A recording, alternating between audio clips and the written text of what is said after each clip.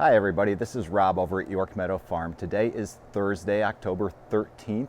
It's about 10 o'clock in the morning, and as you can see behind me, the leaves are changing. It is peak season here in Northeast Ohio in Medina County on the homestead, and we figured that it would be a good day to take a tour of the homestead and also take a look at everything else that's changing.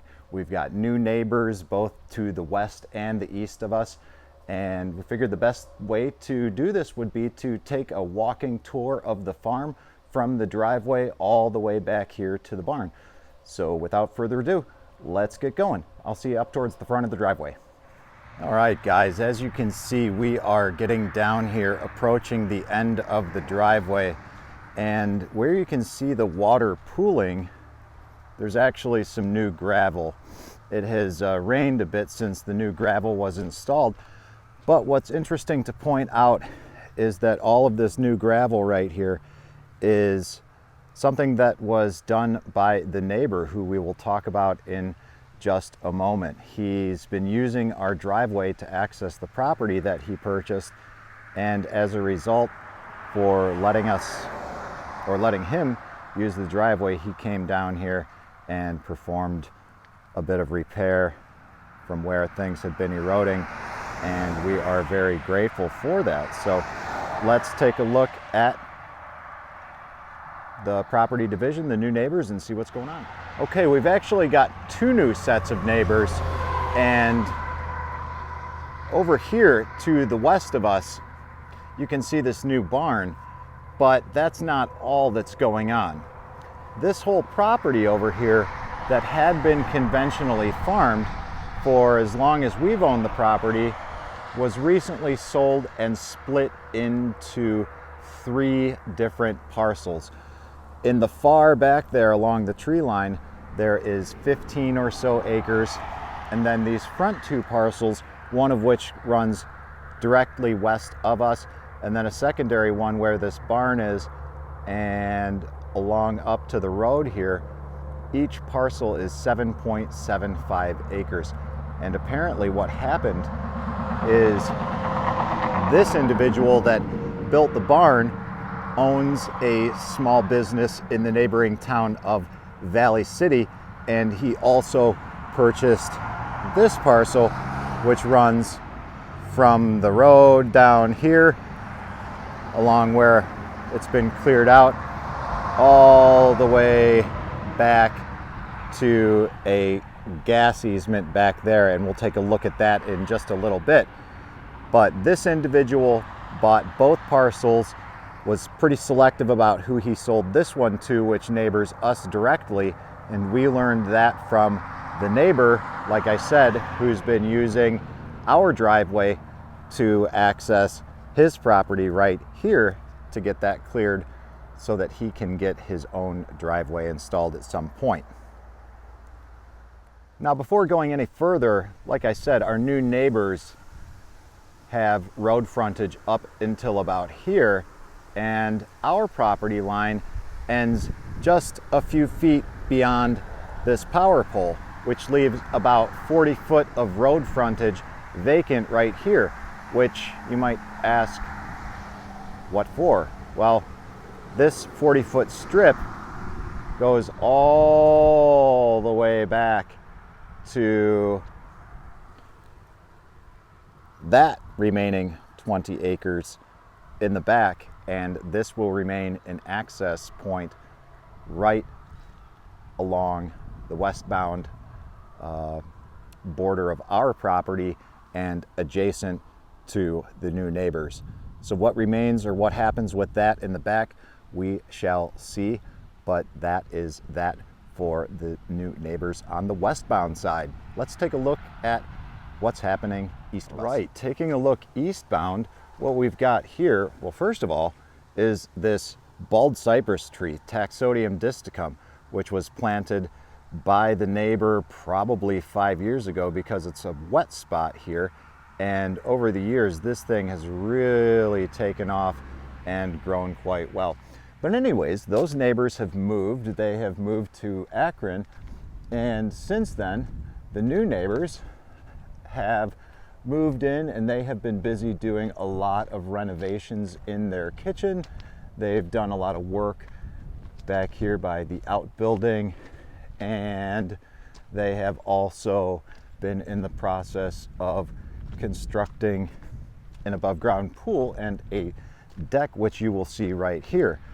Now, it's been nice to get to know them a little bit, and we haven't had too much interaction with them, but they appear to be nice neighbors, and we look forward to getting to know them when the opportunity presents itself.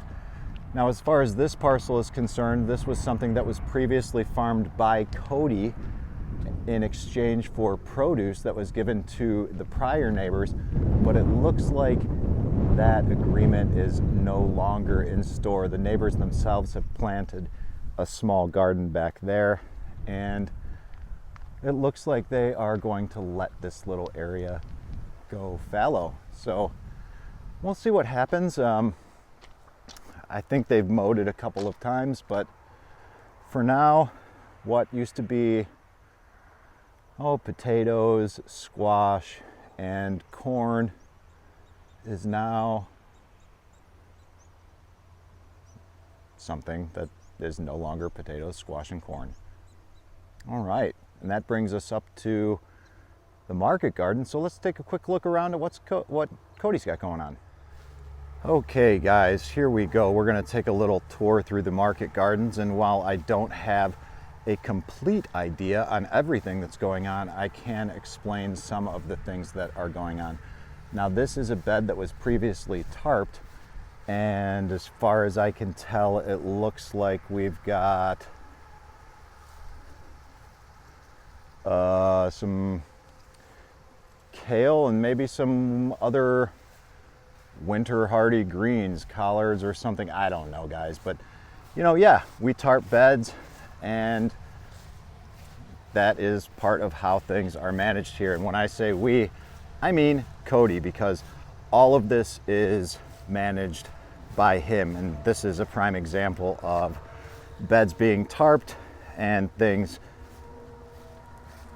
being transitioned from one season to the other. We also utilize landscape fabric, as you can see, and we've got row covers in place for various reasons: insects, frost, rabbits, and all sorts of other pests and problems and critters. So we've got more of everything here on this side, and over on this side in front of the high tunnel, everything is in transition. We had okra and corn and squash, and now we've got some brassicas in here, and all this is going to be turned over and transitioned into winter crops and prepared for the spring. So let's take a look inside the high tunnel, maybe see what's going on, see if Cody's in there, and we'll take a look at the inside and see what's up. Okay, so we're walking up on the high tunnel, and next to the high tunnel we've got the last of the crops in ground ready to be harvested, and from what I can hear, it sounds like Cody is in the high tunnel. So let's take a look and see what's going on in the tunnel. And indeed, Cody is in the tunnel. Hi, Cody. So as you can see, things look great in the tunnel, and crops are in transition. Cody, what's going on in here? Growing a lot of plants. We're growing a lot of plants. We have starts Transitioning into winter. right here. And yeah, we're transitioning into winter. Only one bed that looks horrible left. Only one bed that looks horrible left. But guys, this is transition, and out of the beds that are in here, these other beds look quite fantastic. So there you have it. That's the high tunnel update. We'll keep walking up the driveway, and we'll take a look at the other market garden and the rest of the fall leaves. Okay, and moving forward beyond the high tunnel, we've got some of the front market gardens. We've got the high tunnel here that was disassembled from the guy that I was doing some side work for. And again, more of gardens just transitioning into winter, corn, squash, all these things. Just getting ready to be put to bed. Here we've got some overgrown asparagus beds that have kind of been overrun with some berries and brambles and such, but hey, after 12 years, they're still producing, so we're happy with that. And up here, we've got in the background the old blueberry patch that was originally planted back in 2010, and then the other little market garden here that was the very first market garden that Mom and Dad began working, and then I began managing in 2014, 2015. Worked for a few years, and then Ken worked it in 2017, 2018, and then Cody came on full-time in 2019 and has been actively managing it since.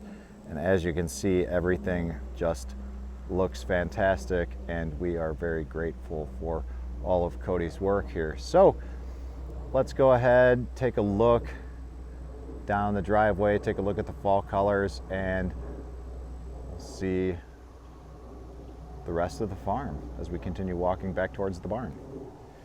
You know, since it's a nice day out, let's go ahead and redirect, and we'll walk by the gardens, the blueberry patch, and you know, even take a look at some of these old comfrey beds here that I planted many years ago. And even though they are kind of overridden on the fringes with weeds, they are still very much producing, and I'm going to transplant a lot of this into the back.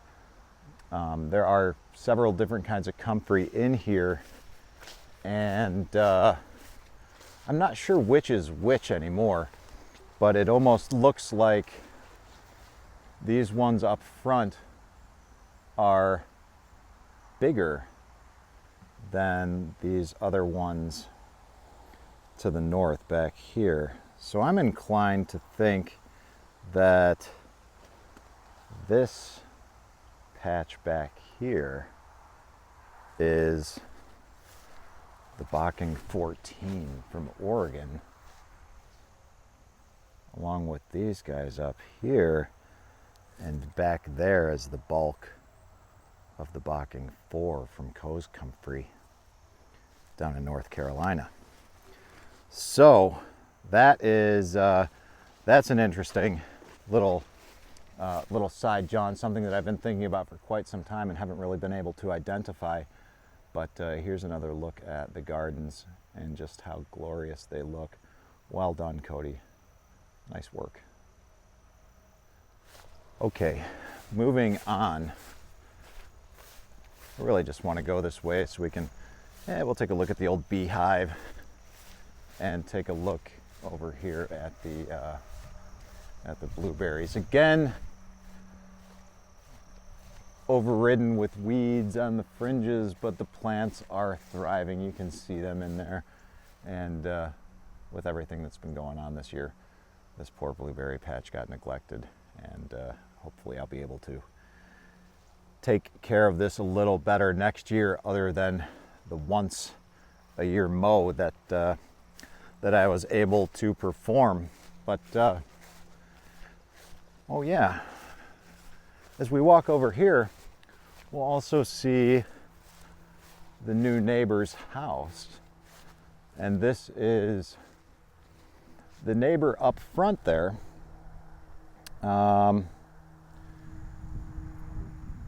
Way up front. The new neighbors directly east of them, they sold the property and then parceled out a small piece of it, and back there the neighbors have built a house. So here we can see the gas well on the neighboring property east to us, and they installed a stone access road which again has been overgrown. But this is all part and parcel of a future plan where we are going to, this connects over there, hopefully install a 40 by 60 barn here and have this area available for grazing in the future. But guys, we are running out of battery, so I'm going to try and make this quick, and let's walk back to the barn and simply enjoy some colors without any talking from me.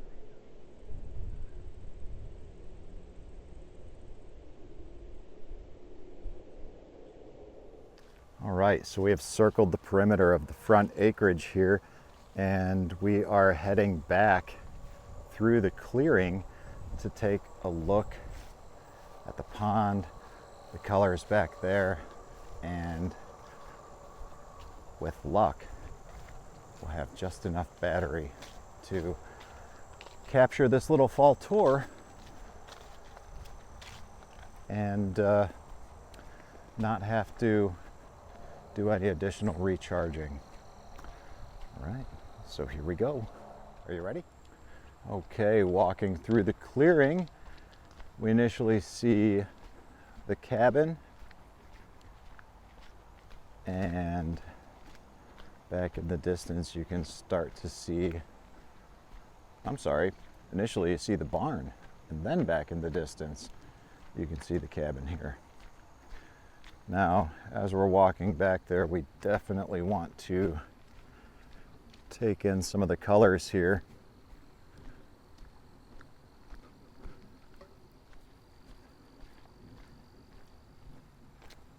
Right there we've got the trailer, the office for our tenant farmer, but yes, indeed, peak season is here. And the scenery doesn't get much better than this, guys.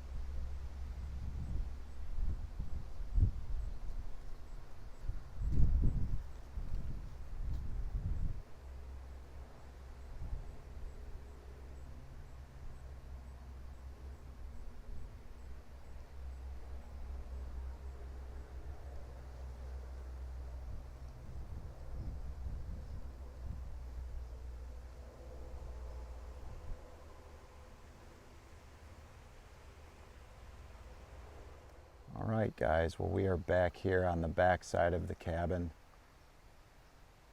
We're going to head back towards the barn, but take in one last look of everything on the way back, because in the back here, this is where the colors really stand out the most. We've got this little food forest in transition as well, back by my little office in the barn here. We'll talk about that more later, but for today, and to conclude the video, let's just take a look at the majesty of fall.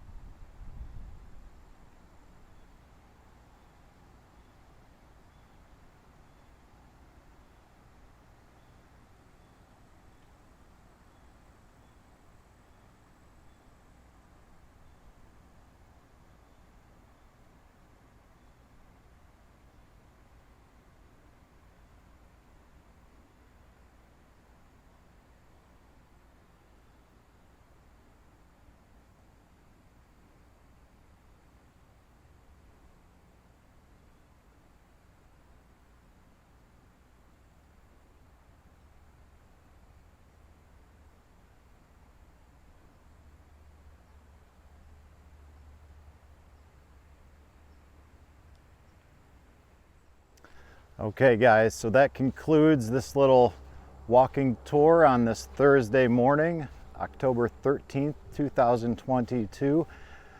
I hope you enjoyed the update as much as I enjoyed making it, and hopefully as time goes on, there will be more updates to come, just like this.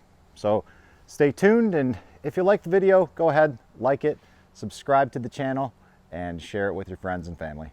Thanks guys, have a great day.